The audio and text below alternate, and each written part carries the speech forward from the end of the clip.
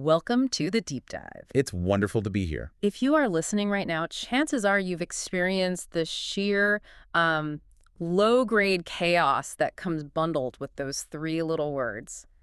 Mercury retrograde. Oh, absolutely. We've all felt it. We've all been there.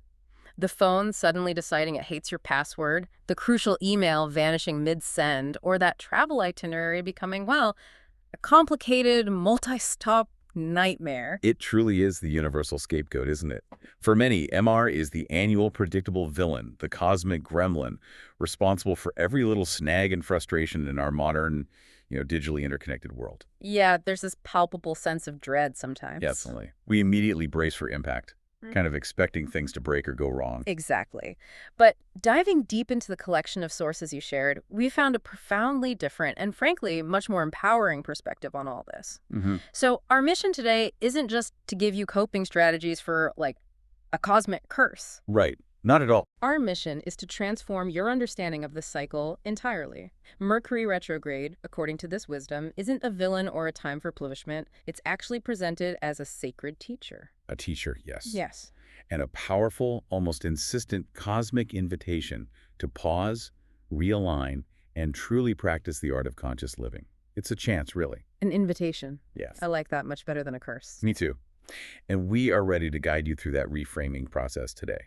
We want to help turn that collective groan of frustration into an opportunity for deep, soulful renewal. So the goal is for you, our listener, to move through the next cycle with confidence, grace, and maybe even some genuine curiosity. That's exactly it. Let's begin by defining this phenomenon, what our sources call the cosmic editor. Okay, let's unpack this. Section 1, defining the cosmic editor. We hear the phrase Mercury retrograde maybe 3 or 4 times a year, but what is the astronomical and, I guess, the energetic reality behind it? What exactly is happening when we say Mercury is in retrograde? Well, the mechanics are fascinating, and honestly, understanding them is the first step in removing some of that fear. Astronomically speaking, Mercury retrograde is when the planet Mercury appears to slow down from our perspective here on Earth. Appears. So it's not actually moving backwards? Exactly. It appears to drift backward across the heavens relative to Earth's vantage point. It's basically an optical illusion created by the differing speeds of our planetary orbits around the sun. Think of passing a slower car on the highway for a moment. It looks like it's moving backward relative to you. Okay, that distinction, it appears to move backward. That's key. But it does raise a question for me. If it's just an optical illusion, why is the energetic effect so, well, profoundly felt by so many of us here on Earth? Are we just projecting our anxieties onto this illusion? That's a wonderful challenge and a really important one. The sources are quite clear that the energetic effect is very real, precisely because of what Mercury represents in astrology and ancient traditions. It's the closest planet to the sun and the fastest moving. Think of it as the nervous system of the solar system in a way. The nervous system. In Roman mythology, Mercury is the winged messenger of the gods. In Greek tradition, he's Hermes. And Hermes wasn't just a messenger carrying information back and forth. Right, there was more to him. Oh, yes. He was also the psychopomp, the guide of souls to the underworld, the one who navigated the transitions between worlds. The guide of souls, wow, okay. That immediately deepens the spiritual weight of this transit, doesn't it? Absolutely. So when this rapid-fire messenger, the one who governs communication, intellect, travel, commerce, contracts, technology, connection, all that stuff, when he seems to halt and reverse, yeah, its outward focus on transmitting data, on moving things forward, it basically stops, or at least it slows way down. The energy turns intensely inward. It's not about pushing ahead anymore. It's about demanding that we all revisit, re-examine, remember, and reflect. The appearance of moving backward is literally asking us to turn back toward ourselves, toward what's been left incomplete or unsaid. So that inward turn is essentially forcing a review, isn't it? Whether we feel ready for one or not. Precisely. And the key insight from the sources is that the universe uses Mercury's cycle to compel this internal audit. It's not random chaos. Right. Our sources highlight that this cycle really forces us to confront, maybe subconsciously for some, 4 crucial questions. Okay, let's talk about those core reflections. What are we really being asked to look at during this time? Well, first, what needs to be healed, completed, or truly laid to rest?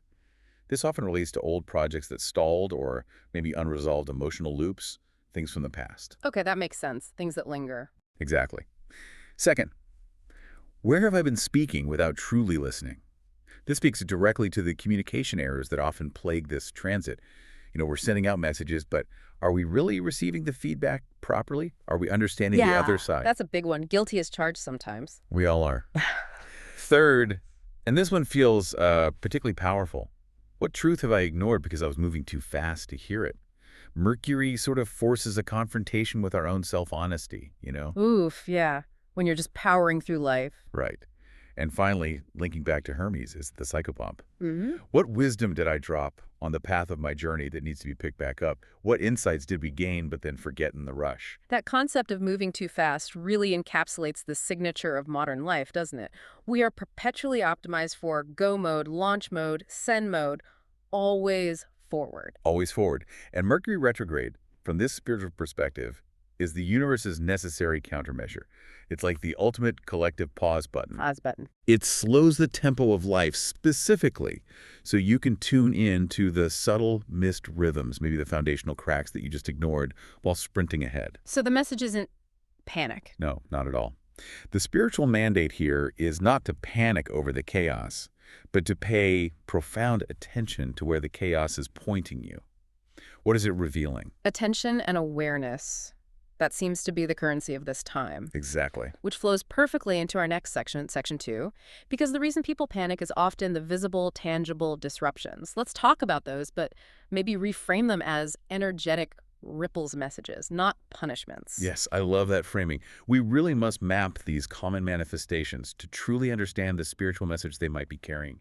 We feel the immediate effects because Mercury governs our whole infrastructure of connection, right? Let's start with the most obvious frustration for so many, communication breakdowns. Communication, yes. When the energetic lines sort of stretch and bend during the retrograde, we feel it as misunderstandings, definitely. But it's often more than just a poorly worded text, isn't it? Oh yeah, it can feel like conversations are just going in circles. Exactly. Or texts get misread, not just in tone, but in actual intent. Yeah. Or you just can't seem to land a simple, clear point no matter how hard you try. So what's the spiritual message there, according to the sources? The message is essentially, slow down your transmission Mm-hmm. because your reception might be faulty right now. Mm-hmm. You're being asked, gently but firmly, to clarify your own intent before you hit send, before you speak. Check in first. Check in first, okay. And then there's the tech chaos. Oh, the tech chaos. Devices freezing, lost files, forgotten passwords. It's maddening. But how do we stop ourselves from immediately just blaming the planet for what might be simple human error or maybe just bad tech maintenance? What do the sources say is the actual spiritual mechanism behind that tech chaos? This is such a beautiful insight in the materials we looked at, technology, which is really our extension of the mind and our primary tool for connection these days. It's like the physical manifestation of Mercury's domain. So when your device freezes, it is often presented as a precise mirror of your internal state at that moment. My internal state, how so? Well, the idea is that these technology glitches are often energetic mishaps. When we are internally cluttered, distracted, maybe operating at a vibrational frequency of haste and stress, the technology that transmits our thoughts and connects us, it kind of rebels. It reflects that inner static. So a lost email isn't just Mercury eating my homework. Maybe not. It could be the universe saying, stop trying to outsource your memory and your attention. Return to mindfulness. Be present. It's not meant as punishment. It's more like a direct feedback loop for your own energy. So a frozen device could be Spirit's way of forcing an internal reboot on me. Absolutely. That's a great way to put it. Then, of course, we have travel, the frustrating delays, the sudden detours, the plans need to be rescheduled constantly. Yeah. Mercury rules movement, travel, short journeys especially. Yeah. So when that governing energy appears to halt or reverse, the spiritual message might be, hey, maybe you were heading in a direction that wasn't quite aligned for you right now. Or perhaps you needed this precise delay to avoid a greater mistake down the road. It's like forced downtime, making you reconsider the path you're actually on, not just the road you're driving on. Okay, that reframes a delay from an annoyance to a potential redirection. Exactly. And finally, maybe the most emotionally charged ripple for many, relationships, particularly the inevitable resurfacing of the past. Oh, yes. The call from the ex-partner out of the blue, the reconnection with a long-lost friend you haven't thought about in years, or maybe that old professional opportunity that suddenly reappears. It can feel like the universe is actively digging up graves sometimes. It is digging them up, in a sense. But the sources suggest it's not to torment you. It's more like retrieving old data for review. Retrieving data. This is crucial. These reappearances are seen as echoes of something unresolved that requires gentle attention now. That old relationship, that past job offer, that argument with a friend, it's back for review, not necessarily for immediate resurrection or rehashing. So the invitation isn't necessarily to jump back in.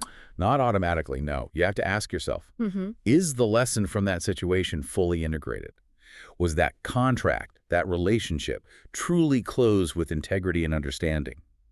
Mercury is offering you, potentially, a second chance at conscious completion or understanding. If you just react emotionally and immediately jump back into the old pattern, You miss the teaching. you miss the whole point of the review. Exactly. Okay, so if we really internalize this, that every frozen screen or frustrating detour or blast from the past is potentially a message, not just a random act of celestial aggression, how do we maintain that perspective day to day? It's easy to slip back into frustration. It really is. And that brings us perfectly to Section 3, which is all about the underlying philosophy needed, the philosophy of reverence. Reverence, not just tolerance. Precisely. This is the essential shift. Most people slow down during retrograde, if they do, out of fear of making errors, fear of plans failing. But our sources mandate slowing down out of reverence. Reverence for the cyclical nature of time itself, and reverence for the innate wisdom of self-correction that this cycle offers. Okay, what does that look like practically? How is slowing down out of fear different from slowing down out of reverence? They might look the same on the outside. Great question. On the inside, they feel completely different. When you slow down from fear, your internal energetic output is still frantic, right? You're resisting the delay, you're fighting the process, maybe muttering under your breath about how annoying this all is. Yeah, white-knuckling it through. Exactly.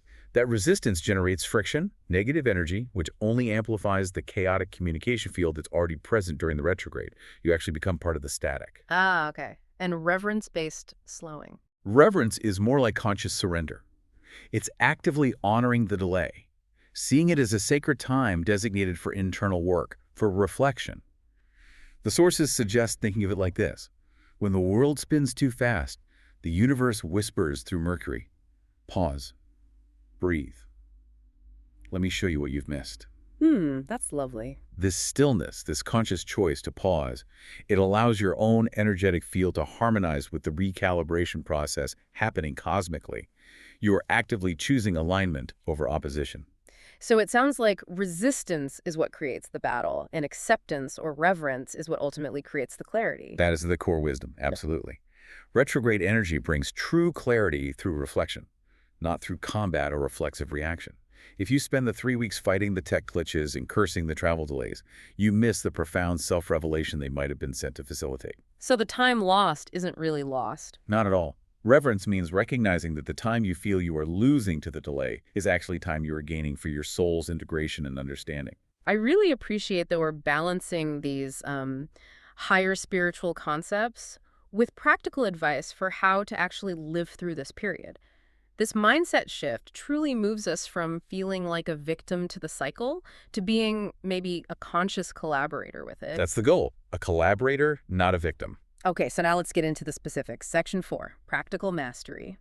The 5 sacred ways the sources suggest we engage with this energy. Right. This is where we really operationalize that philosophy of reverence. And strategy 1 is perhaps the most vital tool for navigating the Mercury cycle smoothly.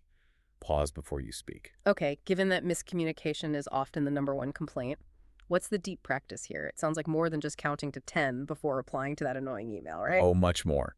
It's about bringing conscious intention to every communication. Retrograde doesn't just scramble the transmission of words. The sources say it scrambles the nonverbal cues, the tone, the intent behind them gets muddled easily. So the practice involves choosing your words with almost surgical care. Before you respond to that sensitive text or an urgent-seeming email or a heated comment online or in person, the sources urge a full respiratory pause, like really breathe. Just stop and breathe. Yes. And in that moment of breath, you run the intention check. Ask yourself honestly, am I speaking from love, from clear intent, or purely from reaction defensiveness, maybe ego? And if the answer is reaction, if you're just feeling triggered, Then you step away. You wait. The great magic, the superpower during retrograde, according to these sources, is silence. Silence is magic. Yes, silence is your shield and your purifier. The less you rush to speak or react impulsively, the less energetic debt you accrue, and honestly, the less communication cleanup you'll have to do when the cycle ends and things become clearer again. That makes a lot of sense. Less mess to fix later. Exactly. And consider nonverbal cues, too. Ensure your body language aligns with the clarity you seek to convey. Remember, Mercury is the trickster. If your words say one thing but your energy screams another, the communication will likely fail or get distorted.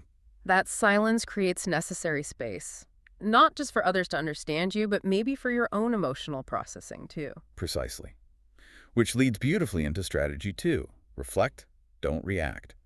This really addresses those emotional echoes, the ghosts from the past that tend to resurface. Yes, the return of the ghosts. Old resentments, past relationship dynamics coming up, maybe unresolved professional wounds suddenly feeling fresh again.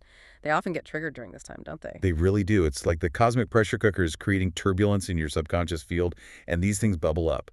But remember the reframe. They're designed to teach, not to haunt. They are showing you where there's still unresolved emotional residue. Okay, so instead of metaphorically throwing the book of the past across the room in frustration, Right. we're being invited to sit down and calmly review the homework, perhaps. How do we make that review process productive and not just wallow? The practice itself is demanding, requires honesty, but it's actually quite simple. Journal. Write it out. Or just sit quietly with those feelings. Instead of immediately externalizing them by lashing out, blaming others, or pushing them down, treat them as internal data points. Data points. Interesting. Ask yourself, why is this specific feeling, this memory, coming up so strongly right now? What is the hidden lesson or wisdom it might still carry for me? What part of this is mine to understand? Clarity comes from that internal reflection, not from fighting the reappearance of the feeling. You're being given this really precious opportunity to integrate the past consciously instead of just repeating the same old patterns unconsciously. Integrate, not repeat. Okay. Moving on to strategy 3, which feels very grounded. The nuts and bolts that keep us functioning in reality. Double check everything. This seems like where the spiritual teaching directly impacts our day-to-day mindfulness. Absolutely. Mercury is the planet of meticulous detail, communication, information transfer. So this apparent chaos in those areas is presented as its playful, albeit sometimes frustrating, way of enforcing mindfulness in us. It's not about succumbing to paranoia. It's about being truly present in every small transaction, every detail. What are the high-stakes areas we need to be most careful with, according to the sources, beyond just, saving our work frequently? Contracts and major financial decisions are definitely the biggest red flags mentioned. The general advice is usually to postpone signing new leases, launching major investments, buying big-ticket items like cars or houses, or entering into significant legally binding agreements until Mercury goes direct again, if possible. And if you absolutely cannot postpone, if life requires you sign that lease now, Then you must review the document at least twice, maybe 3 times, and not just scanning for obvious typos, but really looking for subtle loopholes, ambiguous phrasing, or any details that could shift the vibrational integrity or understanding of the agreement later on. vibrational integrity of a contract. Tell me more. Yeah, it's about the energy behind it. Ask yourself, is this agreement truly built on transparency and mutual understanding? Or is there a hidden lack of clarity, maybe an assumption being made, that retrograde is subtly trying to expose before you commit? You want the foundation to be solid. Okay, so the double check moves beyond just clerical error watch to assessing the energetic integrity. I like that. Exactly. And of course, the usual advice. Confirm travel details, itineraries, meeting times, confirm them again closer to the date. And critically, if you are making a major purchase, retain all receipts, warranties, documentation meticulously. Mercury loves to test your preparedness for details. Mindfulness really does defeat the devil of the details during this time. Okay, practical and profound. Strategy 4 moves us into the energetic field more directly. Cleanse your energy field. I love the connection you drew earlier between technological glitches and our own internal clutter. Yes, we need to remember that our external world often acts as a mirror. If your phone keeps freezing and your communication feels scrambled constantly, chances are your internal frequency is likely a bit out of sync, maybe cluttered or stressed. This strategy addresses both the internal and the external clutter simultaneously. So what are some recommended actions for the physical external cleansing? Physically, the sources often recommend smudging your home or office space with sage, Palo Santo, or perhaps frankincense resin to clear out stagnant or heavy energy. This physical act of purification does double duty. It clears the space. But it also signals to your own subconscious and your environment that you're serious about clearing mental and energetic space too. Like setting an intention through action. Precisely. Furthermore, decluttering your digital space is just as essential during Missa Barsecker. Delete old files you don't need, unsubscribe from email newsletters that just add noise, organize your desktop. Digital minimalism becomes a form of spiritual purification during this transit. Less input, less static. Less static. Good point. And for those listeners who are drawn to crystal wisdom, what are the specific tools our sources recommend to help stabilize that volatile communication flow, especially near electronics? Ah, yes, crystals. 3 stones are highly recommended during this period in the sources we reviewed. First, blue kyanite. Kyanite is fascinating because its energetic structure is such that it doesn't typically accumulate negative energy, so it doesn't require frequent cleansing itself.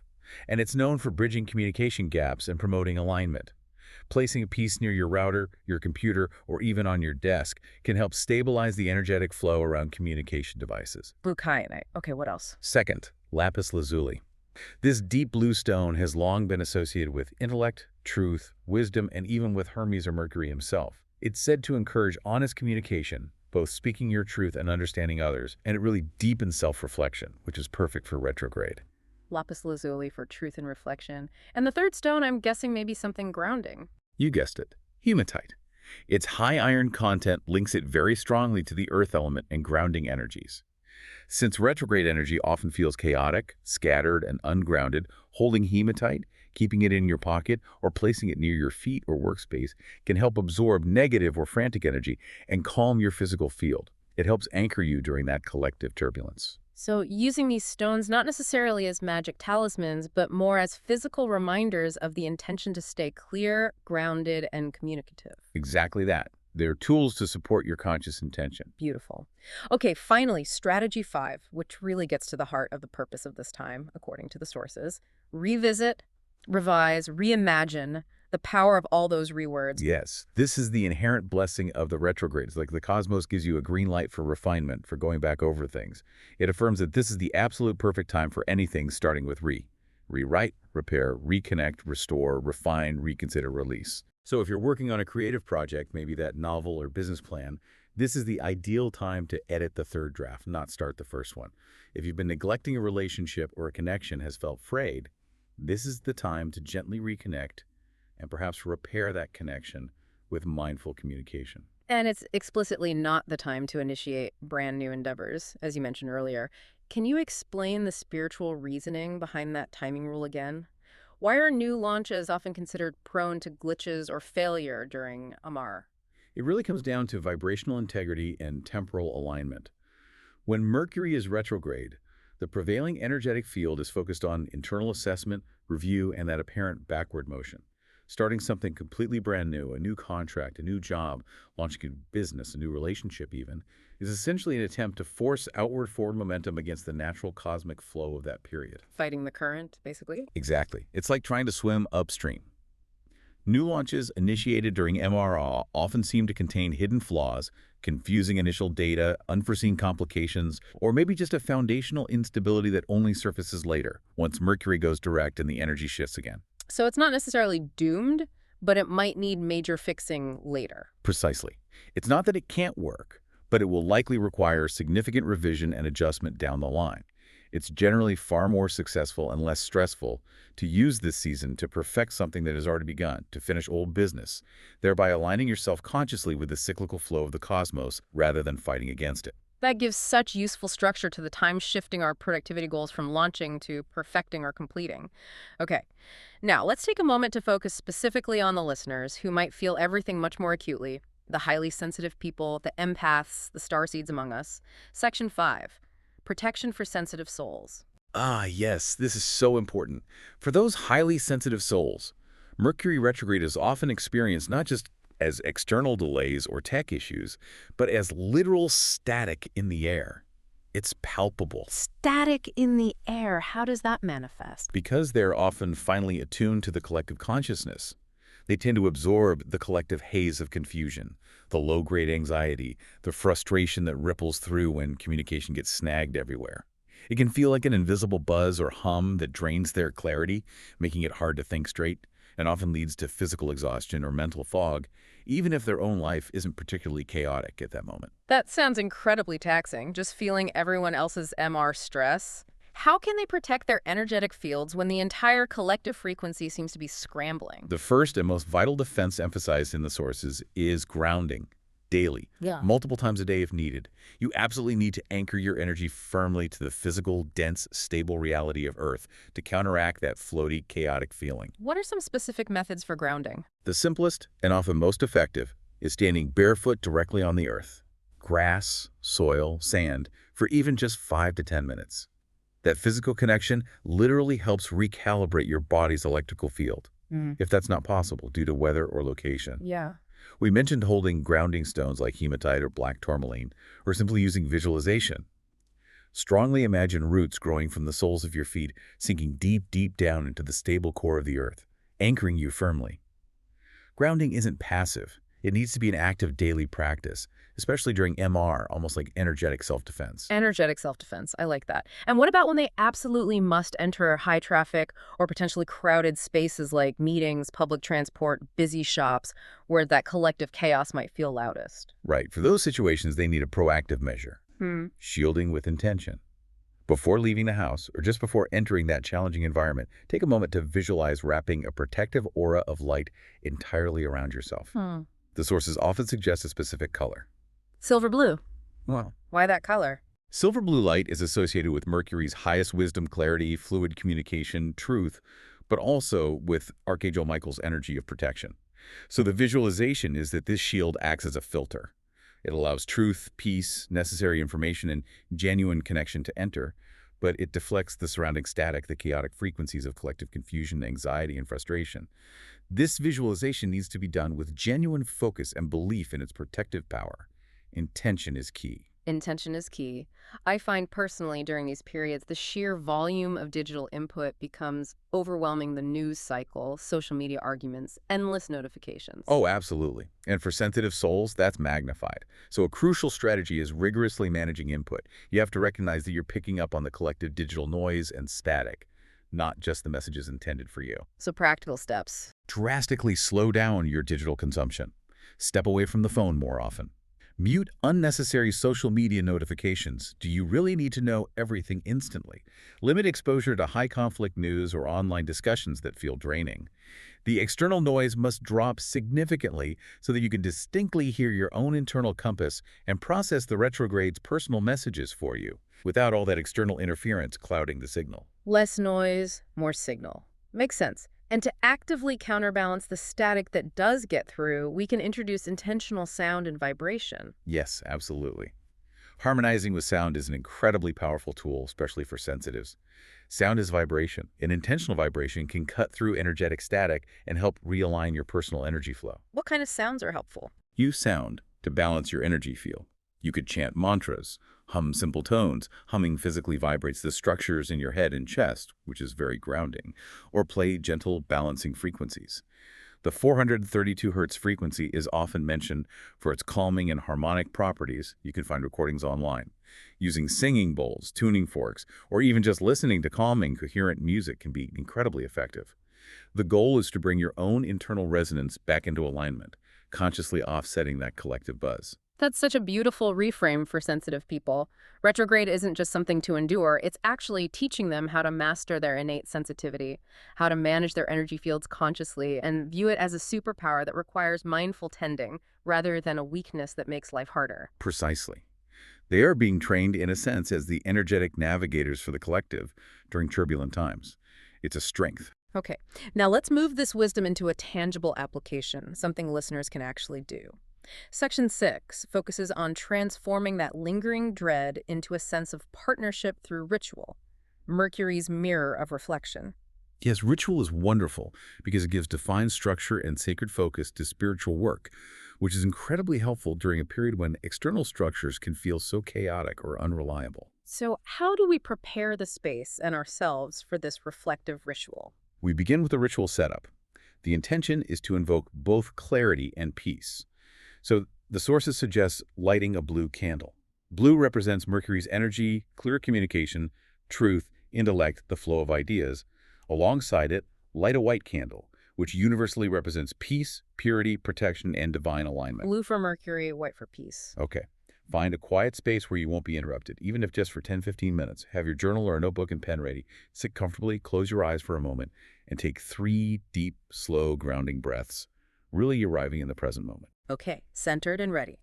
Then we speak our intention aloud. The invocation needs to be clear and perhaps focus on that surrender we talked about. Exactly. It's about consciously inviting the energy in as a guide, not bracing against it as an enemy. Speak these words aloud, or words that feel true to you, really feeling the power of the surrender in your voice.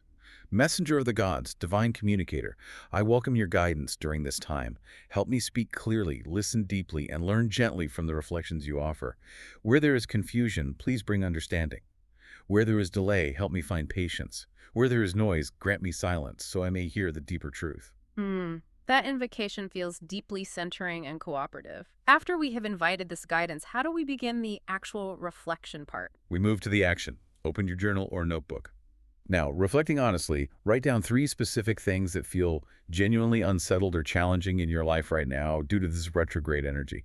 Don't generalize like everything is a mess. Be specific. It could be 3 specific conversations that went sideways last week. 3 nagging emotions or old patterns that have repeatedly resurfaced recently. Or maybe 3 projects or plans that feel hopelessly stalled or confusing despite your best efforts. You are giving tangible form to the specific points of friction or confusion you're experiencing. So we are essentially defining the specific problem areas that we want the cosmic editor to help us review and revise. Precisely. You're highlighting the lines in your life script that need attention. And then comes the final, crucial step for releasing those issues and trusting the process. The release. How do we do that? This step symbolizes your active willingness to surrender control over the outcome and trust the timing. Carefully take the paper on which you wrote those 3 things. Now, you can either safely burn it in a fireproof dish like a ceramic bowl or cauldron, visualizing the issues dissolving into smoke and releasing their hold. Or, if burning isn't safe or practical, you can take the paper outside and bury it in the earth. As you cover it with soil, feel yourself integrating the lessons and releasing the struggle back to the natural cycles of decomposition and renewal. Watching the paper transform, either to smoke or back into the ground, symbolizes your trust in divine timing. So it's a symbolic act of letting go. Exactly. You are consciously releasing the specific outcomes, the need to fix it all right now, to the universe. You're trusting that Mercury, as the cosmic editor, will handle the necessary revisions and realignments in its own time, and likely far better than your anxiety-driven ego could force. That final mindset shift, viewing retrograde not as a burden to be endured, but as an ally, a collaborator. That really solidifies this entire deep dive, doesn't it? It's a profound collaboration with time itself, with the cycle. It truly is. The cosmic editor is helping you cut the unnecessary lines from your life story, delete the fluff and distraction, highlight what truly needs revision and strengthening, and ultimately ensuring that your current chapter aligns precisely and authentically with your soul's deeper blueprint. Wow. When Mercury slows down, the universe is essentially helping you rewrite your reality, but from a place of higher awareness, greater coherence, and deeper truth. This ritual helps you actively participate in that divine editing of your own life.